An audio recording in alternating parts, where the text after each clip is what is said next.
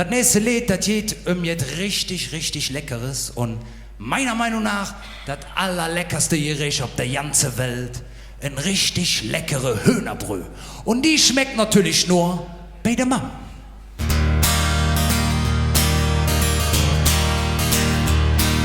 Hat ich ein richtigen Männergrip und mir is es nicht so jung.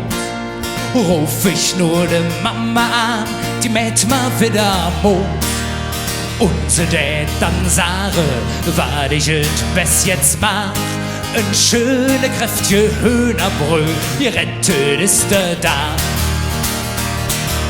Hühnerbrühe, das ist jetzt Schönes. Hühnerbrühe, die muss ich han. Hühnerbrühe kenn ich von früher, denn die Hühnerbrühe, die schmeckt nur von der Mam. Ja, die Hühnerbrühe, die schmeckt nur von der Mam. Wenn ich mit Menge Junge in der Altstadt trinken je, da kann ich ziemlich sicher sein, der Kopf tut mir dann weh. Da hätt ma de Mama damals schon gesagt, du weißt genau, wenn das passiert, was ma am besten mäht. Wisst ihr das auch? Hühnerbrühe, das ist jetzt Schönes. Hühnerbrühe, die muss ich han.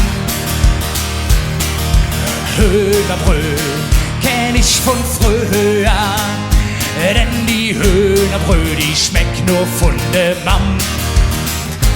Ja, die Hühnerbrühe, die schmeckt nur von der Mam.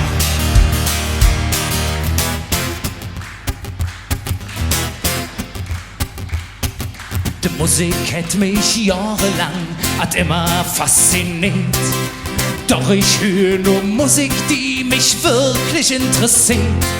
Es gibt in Köln eine super Band, im Namen ist sie Ö. Ich hör mir dann ne Hühner an, bei ne schönen Hühnerbrühe.